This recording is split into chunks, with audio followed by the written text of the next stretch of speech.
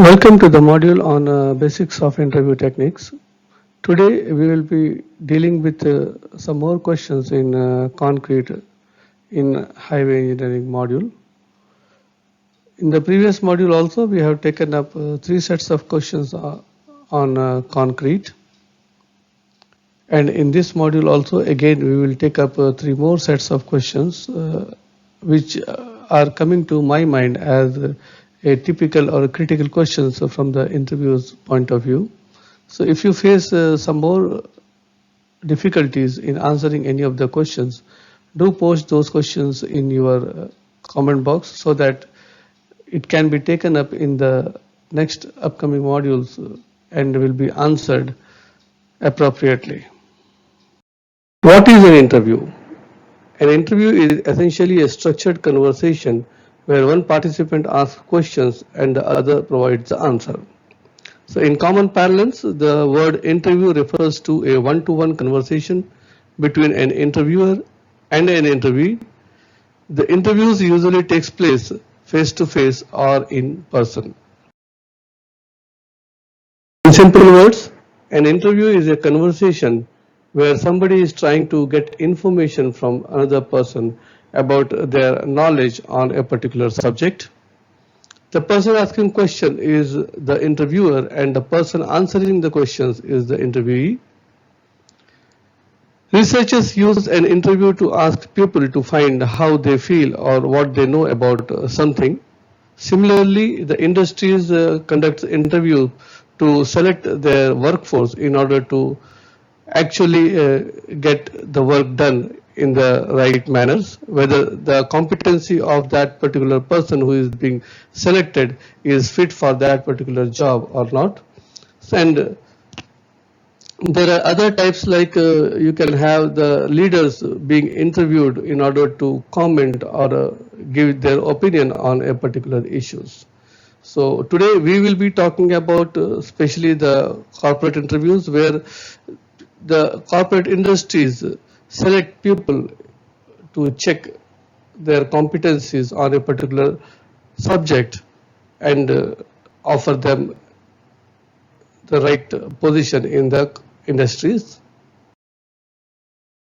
As you know that we are dealing with the possible questions in quality department related to highways and we have started with material part which covers soil, aggregate and bitumen, and then we have taken some activities like GSB and WMM in the previous modules, and also we have talked about the typical questions in concrete in our first module as concrete part 1. In this particular module in concrete part 2 we will take up some more questions which are unanswered till now and we will try to get some answers out of it. Like in set 1, the possible questions could be: what are the factors affecting the workability of the concrete? What is the temperature of water for curing of concrete? What is meant by ball cohesion test? And what are the methods for measuring of workabilities? To start with, what are the factors which affects the workability of concrete? The coarse aggregate, the rounded size will have an increased workability effect. Flaky and elongated aggregates results in a low workability. Fine sand reduces the workability. Coarse sand increases it by decreasing the specific area of the surface.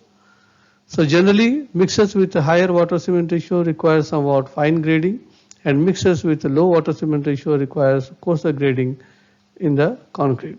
So the three factors or the four factors which mainly takes care of workability are the rounded size, the flaky and the elongated particles, the percentage of fine and the percentage of coarse in the concrete mixtures. What is the temperature for curing of concrete? Water temperature for curing shall be 27 plus minus 2. What is ball cohesion test?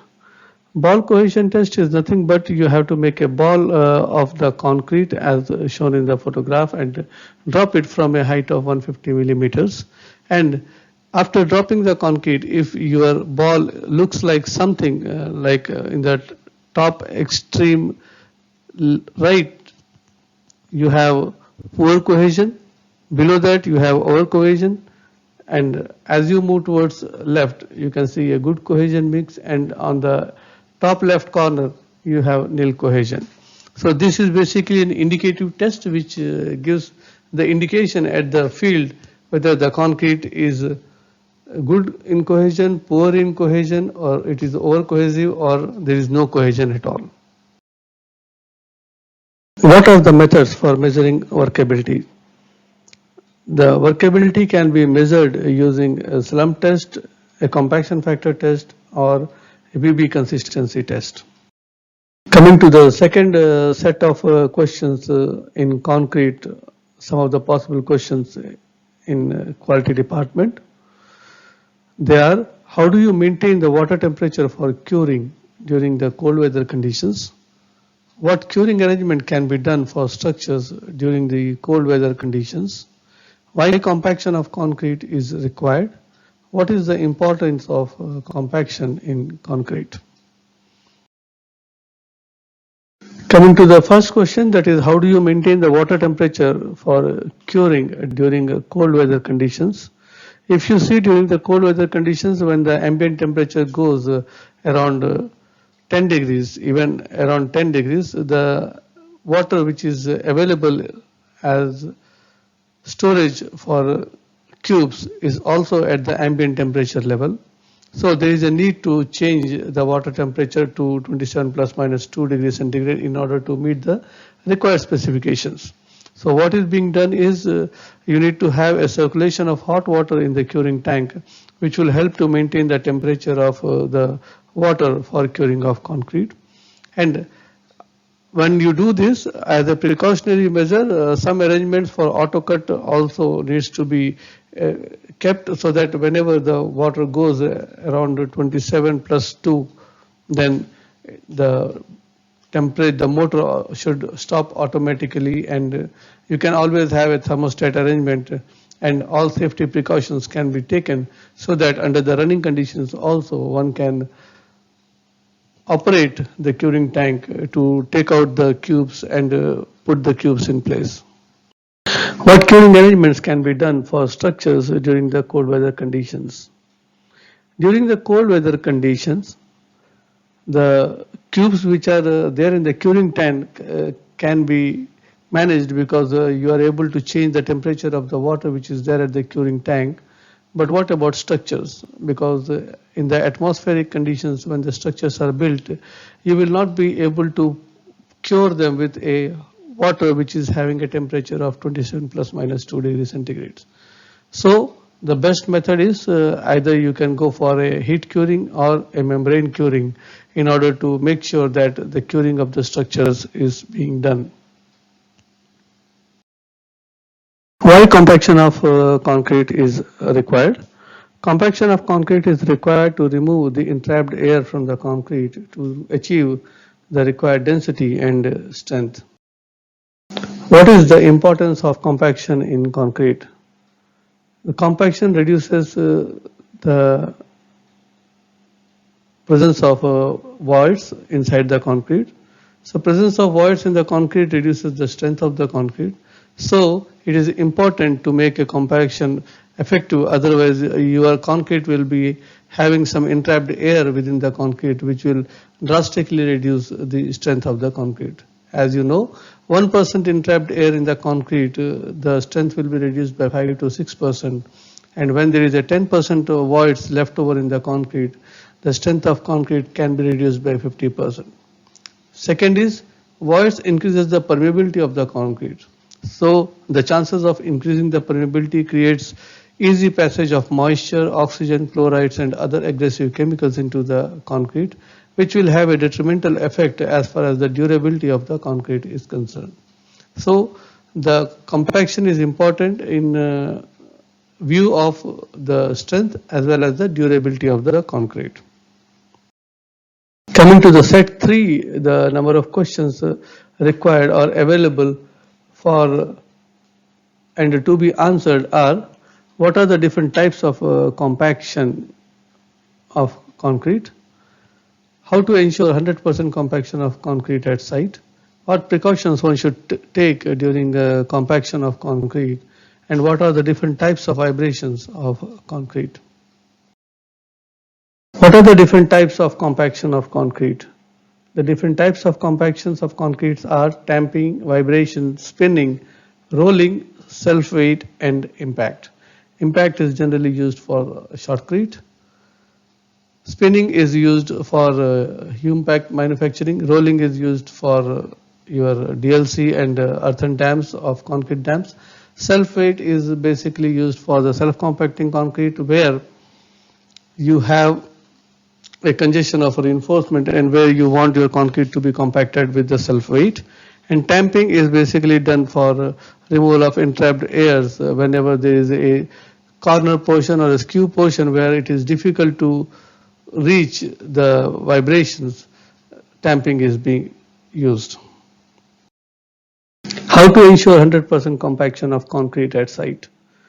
The compaction of concrete is ensured to be 100% if you have a process in place. Like, you should know what direction of the needle one should be inserted in the concrete, what should be the duration of the vibrations, and what should be the spacing of the vibrations. If you are able to answer these three questions, like one is direction, how the vibration has to be done, what should be the duration of the vibrations, and what should be the spacing of the next vibrations, then possibly you will be able to make sure that your concrete which you are attending is being 100% compacted. And also, rate of compaction and rate of placing should be equal. It should not so happen that the rate of placing is high and your rate of compaction is less. So what happens is, by the time you reach the location to compact, it starts setting. It starts reaching its initial setting time, and the concrete will not be in a position to compact anymore. Therefore, rate of compaction should be such that it should be equal to the rate of placing. What precautions one should take during compaction of concrete? Insert the needle vertically. That is the first precaution one should have. Removal of the needle vibrators shall be slow, leaving so that the hole left behind is automatically filled up with the collapse of the concrete from the sides. Do not push the concrete with the vibrating needle, and do not touch the shutters when the vibrator is on. Insert the next vibrations always at 1.5 times the R, where R is the radius of action or radius of gyration, which is different for different types of vibrators or the needle vibrators. It depends upon the diameter of the needle and is being specified by the manufacturer. And stop the vibrations when the pitch or the tone of the vibrator changes when your vibrator is actually inside the concrete. That indicates that the vibration of the concrete is complete. What are the different types of vibrations of concrete? The different types of vibrations are external vibrators and internal vibrators. External vibrators are generally used as the shutter vibrators, and internal vibrators are the needle vibrators. So some of the key points which one should keep in mind while attending the interview in order to make their interviews a success is, they have to be confident while appearing for an interview. They should have the intelligence in control. They should be vigilant enough to understand the questions and answer them accordingly. They have to be innovative, like if they're stuck in somewhere, they should know how they have to come out of that situation. And then the answers must be logical, so that while answering they should be feel confident and satisfied, and at the same time even the interviewer also has the same feeling.